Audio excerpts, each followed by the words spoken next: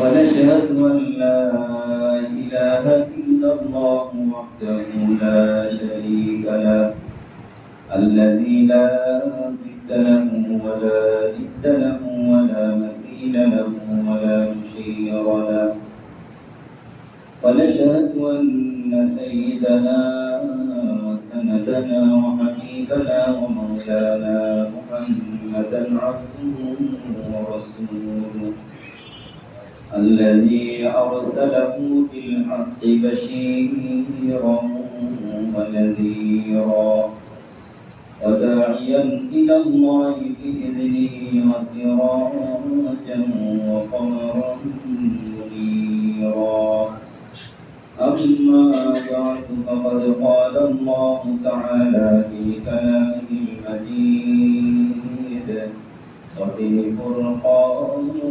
الحميد সবাই أعوذ بالله من الشيطان الرجيم بسم الله الرحمن الرحيم لتجدن أشد الناس عداوة للذين آمنوا اليهود والذين أشركوا ولتجدن أقربهم مودة للذين آمنوا وقال رسول الله صلى الله عليه وسلم من رأى منكم منكرا فليغيره بيده فإن لم يستطع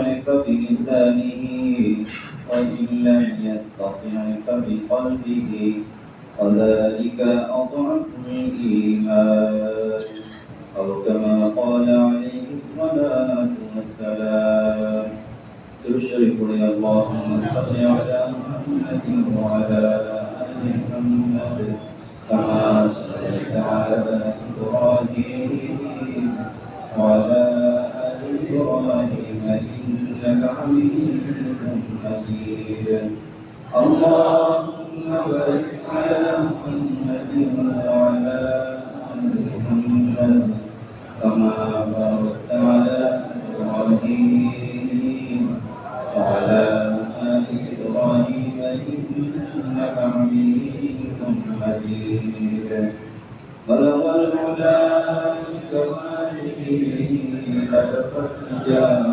بجماله حسن الجليل وخصاله صلوا عليه وآله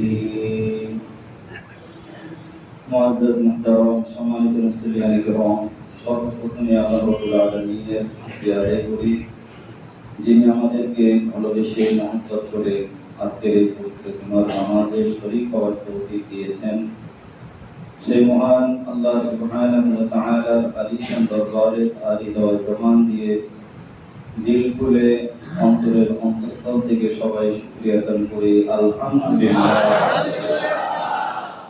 ربنا لك الحمد حمدا كثيرا طيبا مباركا فيه يا ربي لك الحمد كما ينبغي لجلال وجهك وعظيم سلطان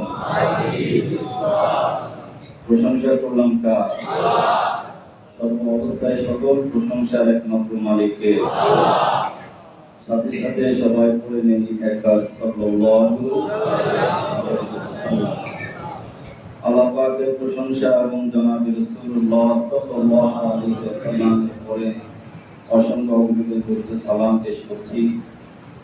আজকে আমাদের আলোচনার বিষয় হলো সাম্প্রতিক আমরা অনেক ঘটনাগুলো আমাদের চোখের সামনে দেখি, জানি এবং বিভিন্ন সামাজিক যোগাযোগ মাধ্যমে অনেক ঘটনা ভাইরাল হয়।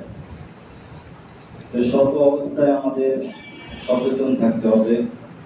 একজন দিনদার মুসলমান হিসাবে, সামান্য একজন ইমানদার হিসাবে আমাদের প্রত্যেককে এখন সচেতন থাকতে হবে, সতর্ক থাকতে হবে, যেন আমাদের কোনো কেউ ক্ষতি করতে না পারে। আমাদের ঈমান আমল বিধ্বংসী কোনো কাজ যেন কোনো ব্যক্তি করে আমাদেরকে বিপদে ফেলতে না পারে। সেজন্য সমগ্র বাংলাদেশ সহ সারা বিশ্বের সকল আলেমগণ সমসাময়িক বিষয়ের উপরে বিশ্বের মুসলমানদেরকে সতর্ক করেন, কোরআন এবং সুন্নাহর আলোকে বিভিন্ন বিষয় নিয়ে আলোচনা করেন, যার কারণে আমরা কিছুটা হলেও উপকৃত হতে পারি এবং আমাদের পথ চলতে সহজ হয়। ঠিক কিনা বলেন? আজকে আমাদের আলোচনার বিষয় হলো, যেটি সবচেয়ে বেশি এখন টক অফ দ্য কান্ট্রি, আমাদের দেশে যে বিষয়টি নিয়ে বেশি আলোচনা হচ্ছে, যে একটি উগ্র হিন্দু সংগঠন, তার নাম কি আপনারা জানেন? আলহামদুলিল্লাহ, অনেকেই জানেন বা অনেকে শুনেছেন, অনেকে বিভিন্নভাবে উপলব্ধি করেন, বুঝতে পারেন, এবং অনেক চিন্তাবিদ মুসলমান আছেন যারা এগুলো নিয়ে ফিকির করেন। এগুলো নিয়ে ফিকির করা, এটা আমাদের বর্তমান সময়ের সবচেয়ে বড় দায়িত্ব। আমাদের প্রিয় নবী রাসূলুল্লাহ সাল্লাল্লাহু আলাইহি ওয়াসাল্লাম বিভিন্ন সময়ে তার উম্মতদেরকে, সাহাবা আজমাইনদেরকে ডেকে ডেকে বিভিন্ন বিষয়ে সতর্ক করেছেন যে সায়াকুল উম্মতি, যে আমার উম্মতের মাঝে এমন একটি সময় আসবে যে ফিতনা, নানা প্রকারের বিপর্যয়, ঈমান বিধ্বংসী কাজ মানুষের মাঝে ক্যান্সারের মতো ছড়িয়ে পড়বে, এমন ভাবে ছড়িয়ে যাবে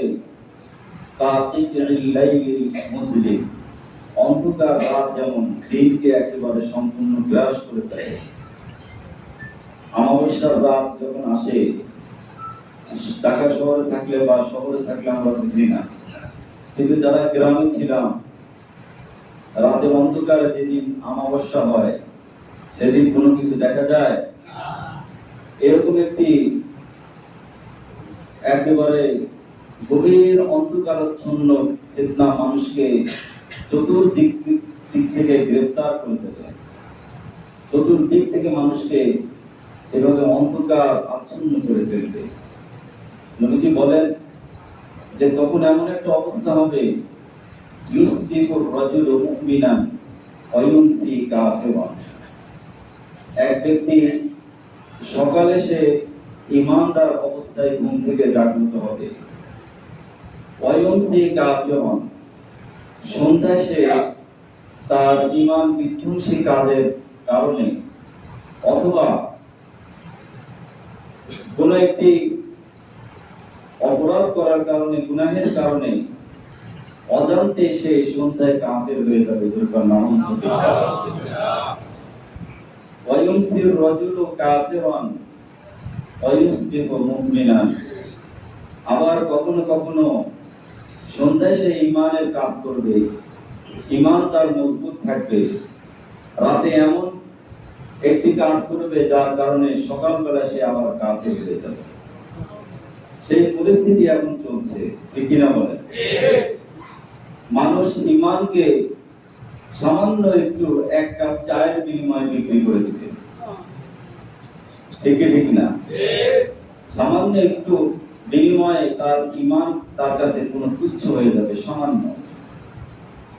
যেটি আমরা দেখতে পাই যে একজন সহজ সরল মুসলমান যখন তাকে নানা লোভে প্রলুব্ধ করা হয়, নানা বিষয়ে তাকে আকৃষ্ট করা হয়, তখন তার মনে থাকে না সে একজন মুমিন। সে বিশ্বাস করেছে আল্লাহ ছাড়া কাউকে মানি না, আল্লাহ ছাড়া কোনো ইলাহ নাই, আল্লাহ ছাড়া কাউকে আমি রব বলে স্বীকার করি না। সে মুখে ঠিকই